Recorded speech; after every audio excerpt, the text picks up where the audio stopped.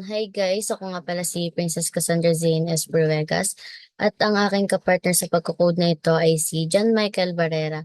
Ang aming topic ay variables and data types. Sa unang problem, sabi dito, kailangan daw na makapag-enter ng first name, last name, and age. Pero bago ang lahat, ipapaliwanag ko muna sa inyong ibig sabihan ng unang linyang ito. Ito, yung using system. Ito ay nag-i-import ng namespace na system para magamit ang mga pangunahing klase at function tulad ng console. Sa pangalawang linya naman, pinapayagan ka nitong mag-imbak ng mga object sa isang koleksyon at may tiyak na uri na nakakatulong sa pag-organize ng data at pag-iwas sa mga error sa runtime kung tawagin ay using system collections generic. Sa pangatlong linya, using system link, ito naman ay ano, isang utos sa C# na nagpapahintulot sa paggamit ng extension, method at query syntax mula sa link. Ang link naman ay language integrated query. Sa pamamagitan nito, mas madali at mas maayos ang pag-query sa mga koleksyon ng data tulad ng arrays or list. Pang-apat, using system text regular expression. Nag-i-import ng iba pang namespaces na hindi ginamit sa code pero karaniwang ginagamit para sa mga collection, link, at regular expression. Ang compiler version 4.0, Net Framework 4.5 naman ito ay isang komentaryo na nagsasaad ng version ng compiler at ng Net Framework na ginagamit na nagbibigay ng konteksto sa compatibility ng isang code. Pag sinabi namang namespace decoder, ito ay para sa pag-organize ng code at pag-iwas sa naming conflicts sa iba pang bahagi ng application. Ang public class program naman, ito ay nagdeklara ng isang pampublikong klase na tinatawag na program na nagsisilbing entry point ng application. At pag sinabi namang public static void main string args, ito naman yung pangunahing method or main kung saan nagsisimula ang pagpapatakbo ng programa. Tumatanggap ito ng array ng string bilang argumento. Yan na, ano na tayo sa console write line or enter first name. At string strf name equals console read line. Ang ibig sabihin nito ay para makapag-type yung user or input ng first name, nag-set din tayo ng string strf name to declare mamaya sa output process same code from the first name for the last name. At pag sinabi namang console write line, enter last name, ilalagay lang naman dito yung text na enter last name. At sa string strl name, console read line, dito yung user to input their last name tapos declare string strl name for output. Also in the age, sa age tayo dito. Console write line, enter age to print out the instruction for user. String int age equals console read line. Ito naman yung for user to input their age, tapos declare string int age for output. Nag-set up tayo ng greetings including the strings, example, strf name, strl name, int age na dineclare natin kanina sa mga string. Gumamit tayo ng empty quote para may space between text, tapos concatenation para makonect sila. Console write line, hello plus strf name plus strl name plus your plus int age plus years old plus congrats you passed the verification. So, ayun guys, problem number 2 tayo. Sabi dito, we need to calculate the area of circle using double variable and formula. Area equals pi times r squared.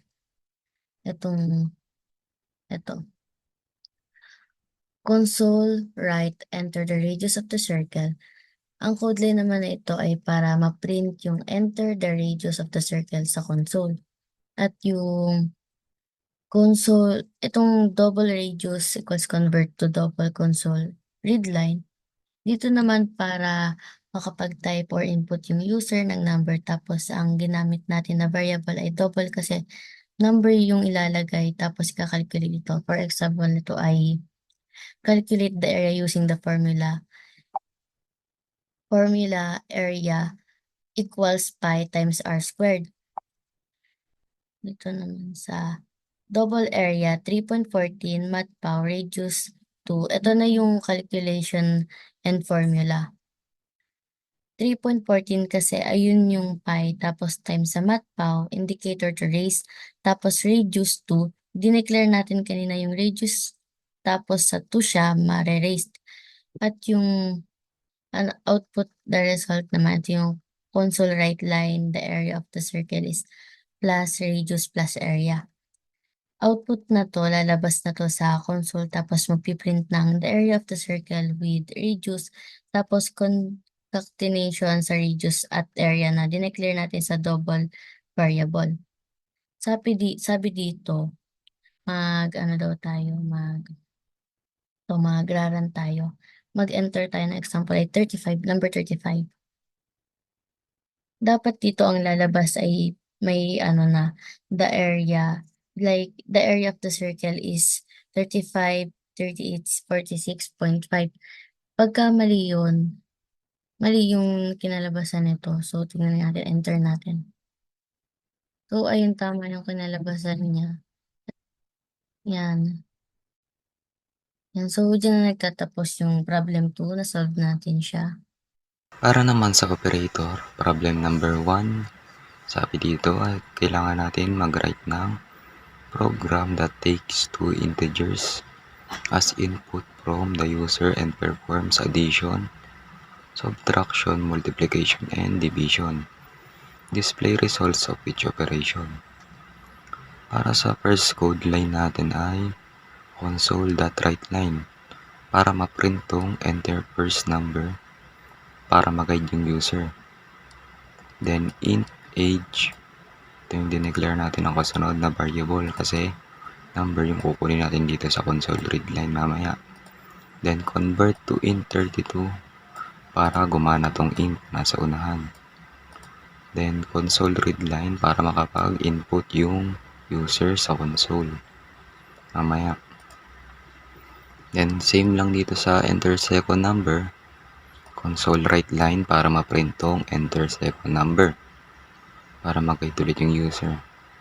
Then int ulit yung dineclare natin na variable kasi number yung kukunin natin dito. Then ang pangalan naman nito ay int ages para mamaya pag de-declare ay hindi malito kasi dalawang int yan.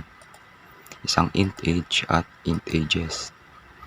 Then next is equal to convert to int 32 para gumana tong nasa unahan na int. Then console readline para makapag-input yung user ng second number. Next one is console writeLine. Sa result naman, ito naman yung i-print niya. Dito naman sa computation, result of two int using addition, subtraction, multiplication, and division. Dito ay i-print niya lang din to. Console.writeLine, then i-print niya addition.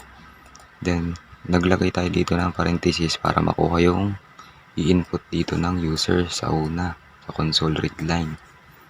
Then concatenation, i-print niya tong plus para tong plus sign mamaya. Then parenthesis ulit para naman dito sa ages naman sa pangalawang number para lumabas siya. Then i-print niya tong equal. Siyempre concatenation. Ito na yung operation niya. Age plus ages. Ito yung age sa una. First number yung kukunin niya.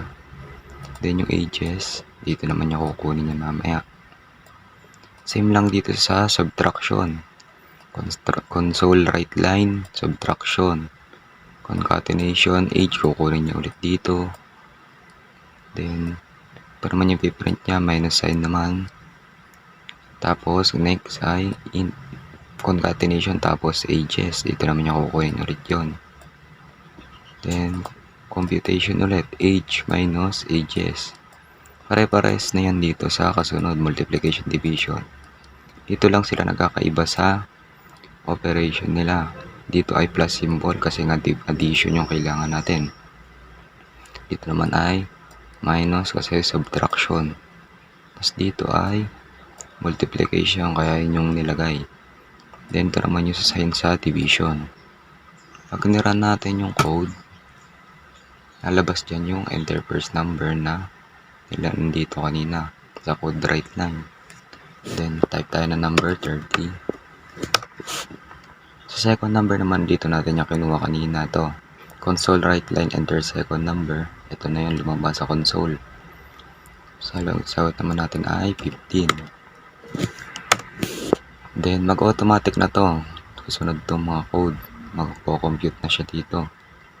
Addition 30 plus 15 is equal to 45. Then subtraction 30 minus 15 is equal to 15. So multiplication naman ay 30 times 15 is equal to 450. Then sa division naman 30 divided by 15 is equals to 2. Ayun lang yun.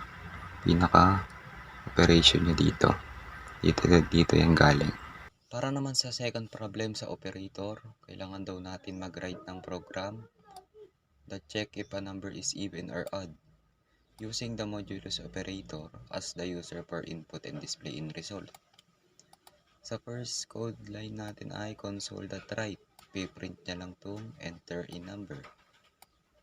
Then ang dineclare natin na variable dito ay int kasi number yung kukunin natin. Then ang pangalan ng int na to ay int num para mamaya madedeclare natin dito sa dulo. Then convert to int32 para gumana tong int na nasa unahan. Then console read line para makapag-input yung user sa console. Gumamit naman tayo dito ng if-else statement para sa operation niya. If int num, ito yon, modulus operator dito, ang gagawin niya, kukunin niya yung remainder nitong int num. Then divide by 2. Tapos titingnan niya kung ito ay equal or not sa 0. Then console write line dito, if yung int num ay equal dito sa 0, number is even. Yung remainder nitong int num is equal to 0, even yung lalabas. Then if else, kung hindi naman siya 0, console write line, magpiprint siya ng number is odd. Run natin tong code. Lagyan natin siya ng number na 30. Then, ayun, lalabas siya. Number is even. So, ayun lamang po. Maraming salamat po sa inyong pakikinig. Naway naunawaan niyo po ang variables and data types, pati na rin naman po sa operators.